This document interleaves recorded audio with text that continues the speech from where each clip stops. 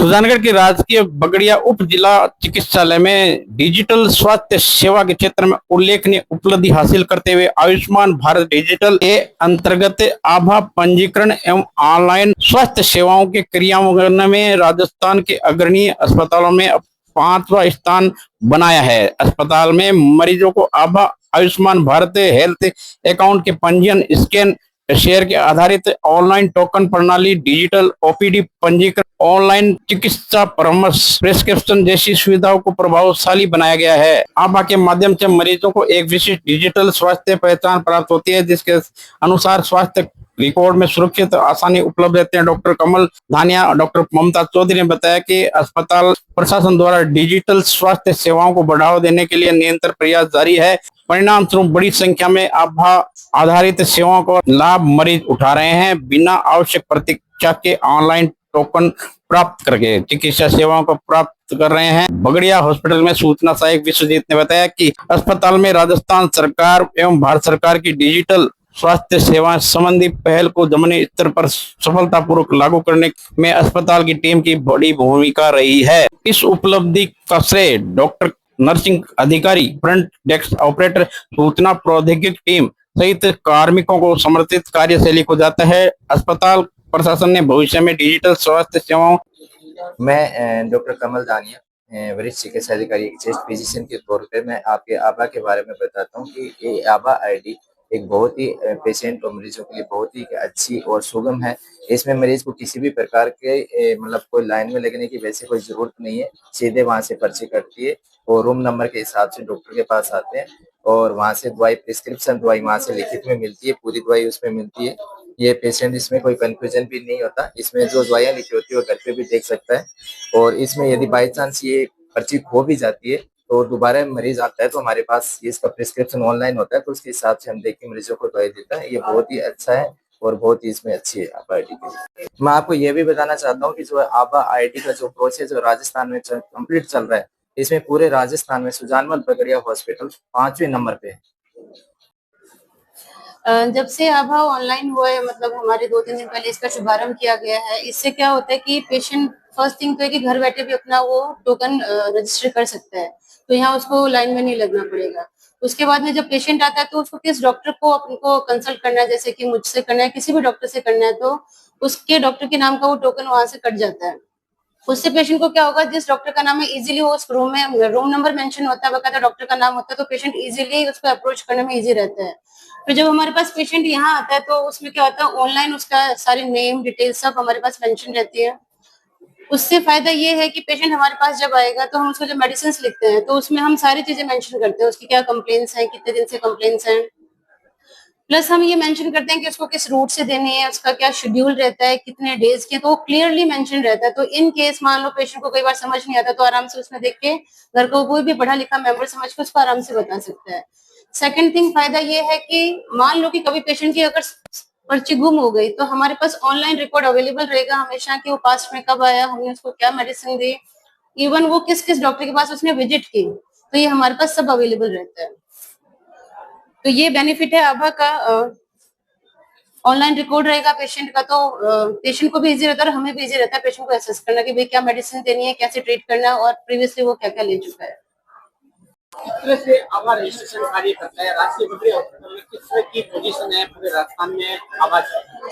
नमस्कार, मैं विश्वजीत सिंह, सूचना सहायक के पोस्ट पे सुजानगढ़ बगड़िया अस्पताल के अंदर कार्यरत हूँ। आज मैं आपको सुजानगढ़ बगड़िया अस्पताल के अंदर जो भी आयुष्मान भारत डिजिटल मिशन के अंतर्गत जितनी भी सेवाएं हॉस्पिटल के अंदर चल रही है उसके बारे में अवगत कराना चाहता हूँ। सबसे पहली चीज तो ये कि आयुष्मान भारत डिजिटल मिशन के तहत जो आभा आईडी का जो प्रोसेस लाया गया है गवर्नमेंट के द्वारा, उससे जनता को क्या फायदा है। पहली चीज है, सबसे बड़ी दिक्कत एक पेशेंट को ये आती है कि वो परेशान होता हुआ हॉस्पिटल में आता है और उसके बाद में एक बहुत ही लंबी कतार के अंदर लगना पड़ता है।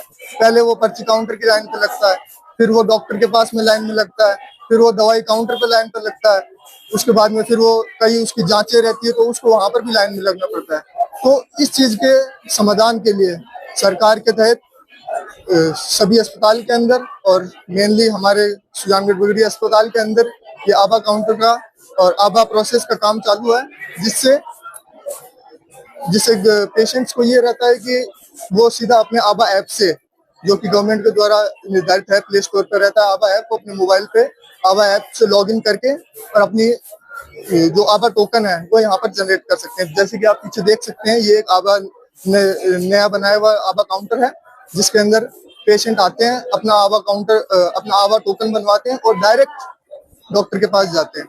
तो अब स्टार्टिंग से मैं स्टार्ट करना चाहूंगा कि एक पेशेंट की क्या प्रोसेस रहती है।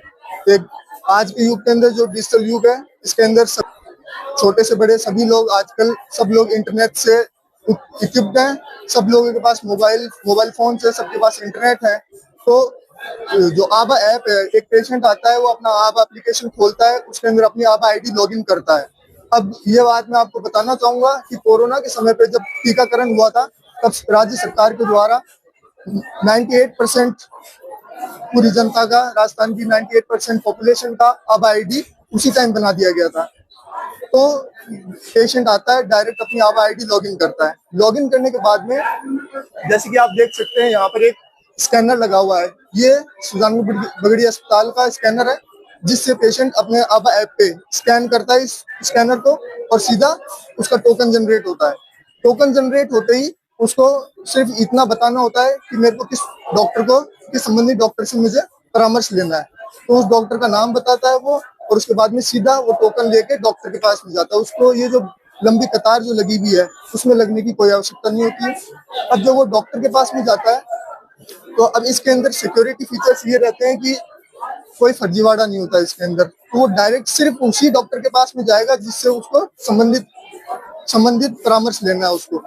तो जब वो डॉक्टर के पास में जाता है, तो उसके टोकन नंबर सिर्फ उसी डॉक्टर के पास में लगेगा जिसकी उसने पर्ची कटवाई है।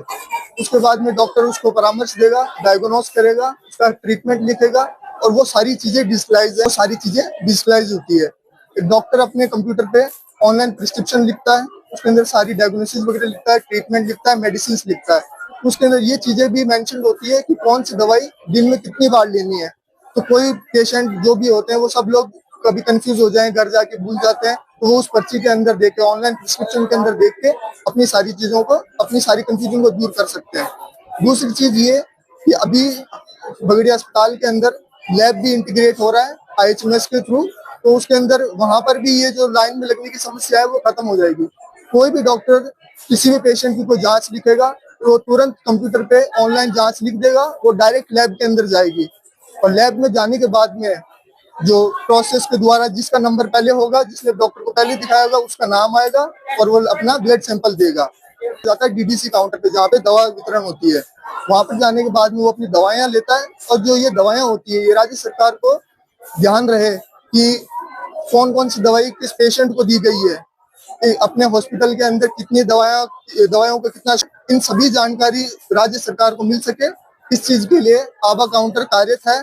उसके अंदर सिर्फ पेशेंट की HID पुश करते हैं और सारी दवाएं ऑनलाइन हो जाती है। स्वास्थ्य विभाग के पास में सारी जानकारी रहती है, किस पेशेंट को कौन सी दवाई दी गई है, हॉस्पिटल में कितना स्टॉक है, उस स्टॉक के अकॉर्डिंग ही नई दवाएं मंगाई जाती है, और सारा प्रोसेस ऑनलाइन रहता है, जिससे सारी चीजें एकदम सिक्योरिटी के अंदर। इस वक्त मैं राज्य के बगड़िया हॉस्पिटल में हूं। आपको बताना चाह रहा हूं कि आभा आयुष्मान भारत योजना के तहत आभा कार्ड में डिजिटलाइज में सुजानगढ़ के राज्य का बगड़िया हॉस्पिटल, जो कि चूरू जिले का उप जिला हॉस्पिटल है, जो कि टॉप 5 में चल रहा है और विशिष्ट पहचान बनाए हुए है। क्योंकि यहाँ पे जो जब से शुरू हुई है ये सुविधा, आम रोगियों के लिए राहत की खबर है। इसलिए खबर है कि यहाँ पे जो सुविधा मिली है रोगियों को, जिसमें डिजिटलाइजेशन होने की वजह से आम रोगी के लिए ये सुविधा बनी है। शैलेंद्र लाटा की रिपोर्ट। हाल ही में बड़े शहरों में आग लगने की बड़ी घटनाओं के बाद मद्देनजर रखते हुए स्वायत्त शासन विभाग जयपुर द्वारा सख्त दिशा निर्देश जारी होने के बाद सुजानगढ़ में फायर ऑफिसर रूप सिंह के नेतृत्व में टीम ने कई प्रतिष्ठानों में घूमकर फायर एंड सेफ्टी की गाइडलाइन की पालना करने का दिशा निर्देश जारी किए। सिंह ने बताया कि शहर के कई व्यावसायिक कॉम्प्लेक्स सहित कमर्शियल प्रतिष्ठानों में पहले से नोटिस दिए जा चुके हैं, लेकिन अभी तक गाइडलाइन की पालना नहीं हो पाई है। टीम ने सबसे पहले घंटाघर स्थित धनलक्ष्मी कॉम्प्लेक्स में बने बैंक, रेस्टोरेंट सहित दुकानदारों को फायर एंड सेफ्टी नहीं होने वाले संभावित खतरों के बारे में चेताया और गाइडलाइन की पूरी तरह पालना करने के लिए कहा। उसके बाद शहर के स्टेशन रोड स्थित SG और मार्ट का दौरा किया। सभी संचालकों को फायर एंड सेफ्टी के उपकरण लगाकर पूरी तरह से पालना करने का दिशा निर्देश जारी किया। रूप सिंह ने बताया कि 2 हफ्ते पहले अगले 2 हफ्ते में पूरे शहर के भवनों में जाकर गाइडलाइन की पालना करने के लिए पाबंद किया जाएगा।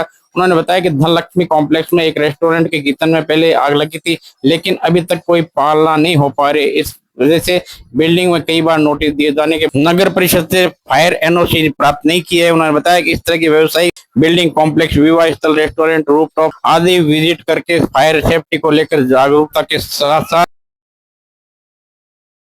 सर ये कार्रवाई तो अगले 3-4 सप्ताहों तक कंटिन्यू रहेगी, पूरे शहर में चलेगी। एक रेस्टोरेंट है जो कि मल्टीपल स्टोर की बिल्डिंग है, धनलक्ष्मी कॉम्प्लेक्स। इसके रेस्टोरेंट में, ये टॉम एंड जेरी रेस्टोरेंट, इसके किचन में पहले भी आग लगी हुई है। और सर ये हाई राइज बिल्डिंग है, बहुत मुश्किल से आग बुझी थी। और अभी भी आप चारों तरफ घूम के देख लिए, ये डीप फ्रीजर है, इतने आपके सामने यूनिट्स ऑफ कुकिंग वाले हैं, प्लस देखिए आपके सामने इतना बड़ा है पावर के साथ चलने वाला। कोई एक सिंगल फायर एक्सटिंग्विशर भी नहीं है, कोई फायर फाइटिंग अरेंजमेंट नहीं है। इस बिल्डिंग के पास ना फायर की एनओसी है, ना और कोई रूल रेगुलेशन है। ह्यूमन सेफ्टी नाम की चीज जीरो है। इस बिल्डिंग को कई बार नोटिस दिए जा चुके हैं, आपके सामने ये नोटिस और है, देख लीजिए। ये इसी बिल्डिंग को दिया हुआ है, धनलक्ष्मी कॉम्प्लेक्स को। और इसकी ऑक्यूपेंसी 12-13 बड़े यूनिटों के, जिनमें से 4 तो बड़े बड़े रेस्टोरेंट हैं, एक बड़ा बैंक है। सोचिए कितने वैल्यूएबल एसेट्स हैं और किसी के पास कुछ अरेंजमेंट नहीं है। जय हिंद। क्या सरकार का क्या है? सरकार का यह आदेश है कि जितनी भी ये व्यावसायिक बिल्डिंगें हैं, आपके कॉम्प्लेक्स हैं, विवाह स्थल है, रेस्टोरेंट है, रूफटॉप्स है, मैरिज गार्डन है, इन सब का विजिट करो, इंस्पेक्शन करो और उनकी जो गाइडलाइंस है उन्हें कॉम्प्लायंसेस करवाने के लिए अवेयरनेस दो। और इसका सिटअप टाइम टू टाइम सरकार को भेजना है और स्ट्रिक्टली ऑर्डर फॉलो करने हैं सर। हाँ, गाइडलाइन में जो मुख्य बातें हैं जो ध्यान रखने की, वो ह्यूमन सेफ्टी, फायर सेफ्टी। जी सर।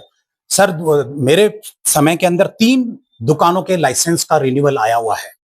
उनमें से तीनों को कंप्लायंसेस नहीं करने के कारण मैंने स्ट्रांगली लिखकर भेजा है कि कंप्लायंसेस जीरो है। ह्यूमन सेफ्टी को ध्यान में रखते हुए इनको लाइसेंस रिन्यू नहीं करने की सिफारिश की जाती है। मैं नाम बता देता हूं। पहला है एक भरतिया जी करके है, गवर्नमेंट हॉस्पिटल के पास उनकी दुकान है। दूसरा एक सिंधी जी है जो कि नगर परिषद की छोटे वाली दुकान में है। तीसरा गांधी चौक के अंदर एक मोहम्मद है जो रेडियो की दुकान चलाते हैं। बाकी और किसी की आई नहीं है, आएगी। जैसे मेरे पास एक छापर की आई थी, वो भी सेम कंप्लायंसेस के लिए उनको भी मैंने यही लिखा है कि रिन्यू नहीं किया जाए जब तक ह्यूमन एंड फायर सेफ्टी ना हो। आज और कहां पर ये देखिए सर, इसके अंदर करीबन 2 घंटे को होने का आए हैं। आप सोच सकते हैं इतना 5 फ्लोर की बिल्डिंग है, इंक्लूडिंग इतना बड़ा बेसमेंट है, कम से कम नहीं तो 200 से ज्यादा दुकान है, बड़े बड़े 15 से ज्यादा एसेट्स हैं। हर एक के अंदर हम विजिट कर रहे हैं और चेक कर रहे हैं।